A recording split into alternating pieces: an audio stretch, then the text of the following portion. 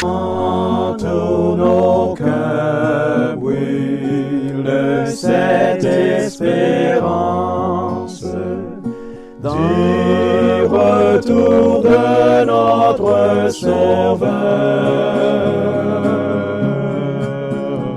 Différents faits divers nous interpellent et nous incitent à la réflexion. Ils annoncent un événement imminent et d'une grande importance. Mais comment l'analyser? En écoutant Jean-Claude qui, à la lumière de la Bible, t'accompagnera et te permettra d'être prête, d'être prêt pour le retour de Jésus. Note que les éditions spéciales sont disponibles sur YouTube. Quelle est la réponse 2? Le 2, c'est le chiffre. Je te salue fraternellement en Jésus-Christ, le Sauveur du monde. C'est Jean-Claude qui partage avec toi cette nouvelle série qui s'intitule « Découvrir la vérité ». Marco et Jean-Claude sommes très heureux de partager nos expériences avec toi. Nous avons vu précédemment comment les jeunes gens maintenant rencontrent une jeune fille et ils font des relations de manière arbitraire. Mais comme je te dis, Marco et Jean-Claude, nous travaillons ensemble. Et quand j'ai achevé l'enregistrement, Marco me dit, tu sais, ça m'est arrivé un jour, j'ai déposé une jeune fille près du domicile des parents et le père m'a dit, jeune homme, venez, j'ai besoin de vous parler, entrez. Il est entré, il s'est assis et le monsieur lui a posé la question, quelles sont vos intentions pour ma fille? Ils ont échangé, il n'a pas été violent à son endroit, mais il a pris le soin de lui dire, écoutez, chez moi, mes affaires, ça se passe bien. Père, c'est comme ça que tu dois agir. Si tu aimes ton enfant, tu ne peux pas voir des personnes défiler, entrer, sortir chez toi et ne rien dire. Aussi longtemps que tu es propriétaire, tu dois poser des questions à ta fille. Qui est ce jeune homme? Et quand le jeune homme vient, tu dois lui parler. Il faut qu'il sente qu'il y a quelqu'un qui veille sur toi, fille, et que tu n'es pas lâché à l'abandon. Non. Je m'adresse à toi, jeune, fille ou garçon. Il est difficile de mettre au monde un enfant. Ça demande beaucoup de sacrifices. Et ce que tout parent recherche, c'est le bonheur de son enfant. Ne l'oublie jamais. Aujourd'hui, nous voyons autre chose. Juste avant, afin que je te bénisse, prions. Seigneur, nous te remercions pour la Bible. Nous te remercions de fortifier les parents qui sont faibles, qui laissent faire et qui n'ont pas le courage de se lever pour dire à leur enfant, non, c'est pas bien. Aide ces parents, Seigneur. Réveille leur conscience.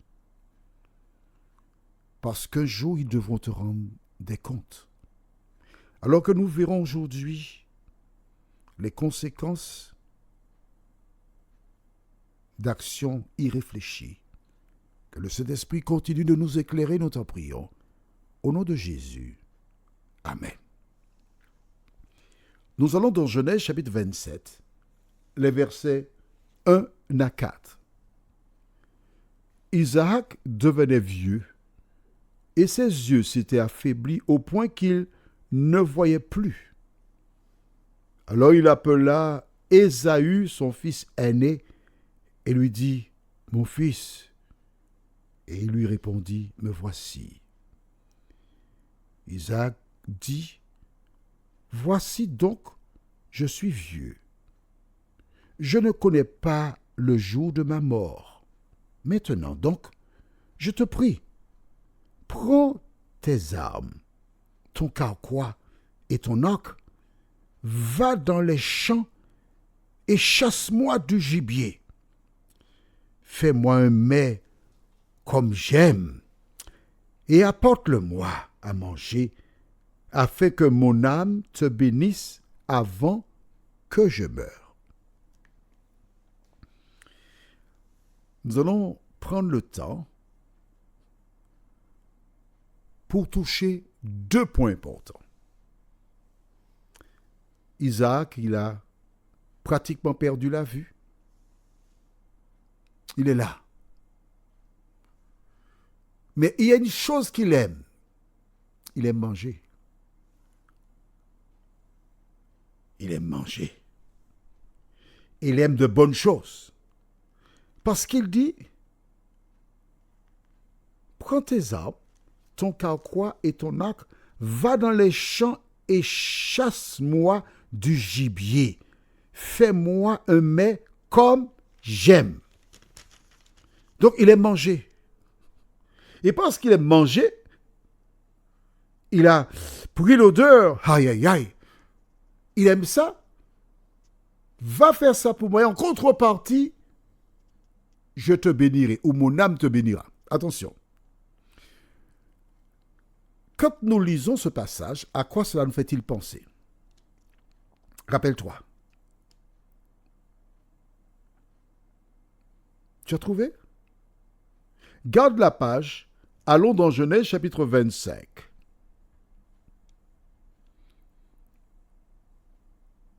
Et nous lisons le verset 28. Isaac aimait Ésaü. Pourquoi? Parce qu'il mangeait du gibier. Et Rebecca aimait Jacob. Verset 29.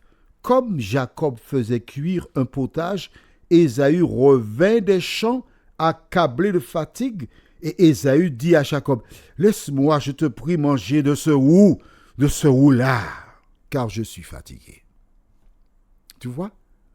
Isaac aimait Ésaü parce qu'il mangeait du gibier. Il aimait l'odeur de la nourriture, il aimait ça.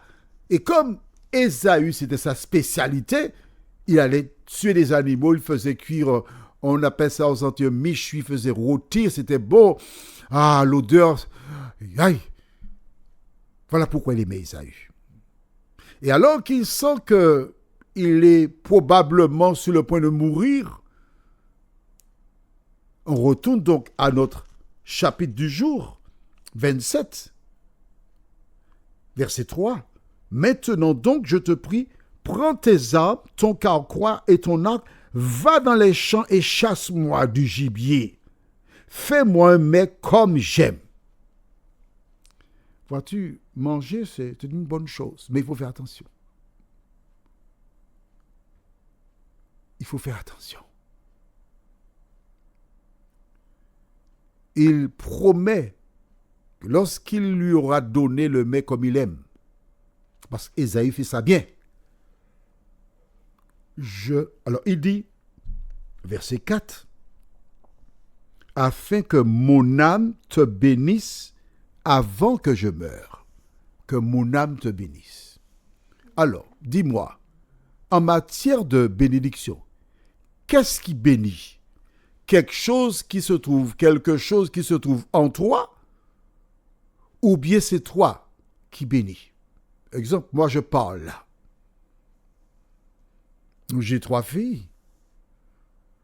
Et quand j'ouvre mes lèvres pour dire à l'une d'entre elles, je ne vais pas énoncer de prénom, parce que certaines personnes pourraient aller dire, oui, il a mentionné le prénom de X, pas des autres. Et ça va faire des querelles. Tu comprends ça? Donc, on imagine que c'est Félicienne. Je dis à Félicienne, mon enfant, merci pour ton amour. Je te bénis.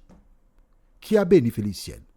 Quelque chose qui est en moi ou moi qui bénis Félicienne? Certaines personnes imaginent que l'homme a une âme à l'intérieur.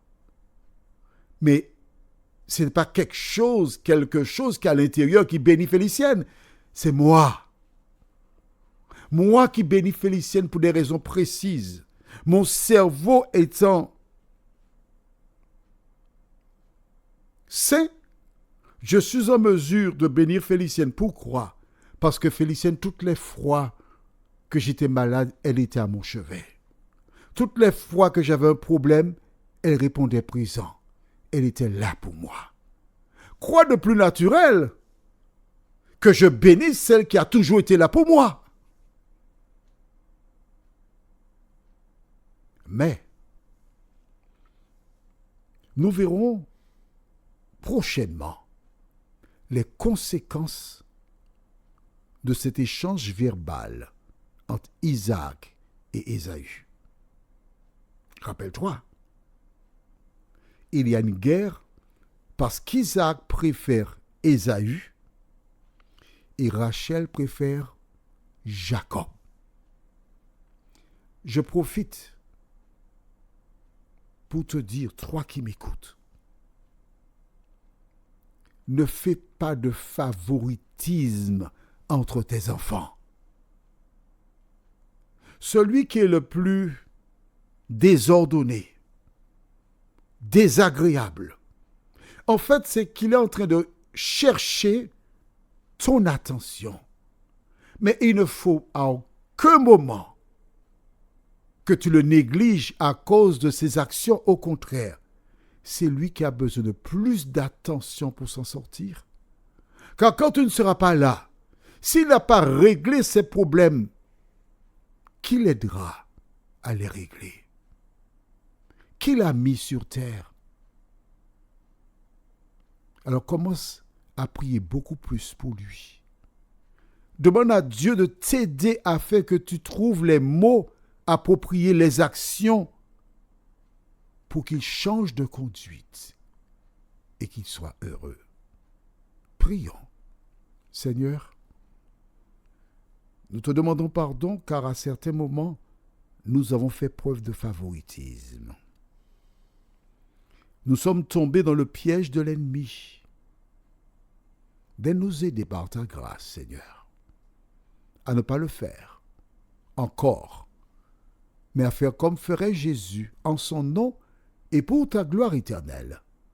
Amen.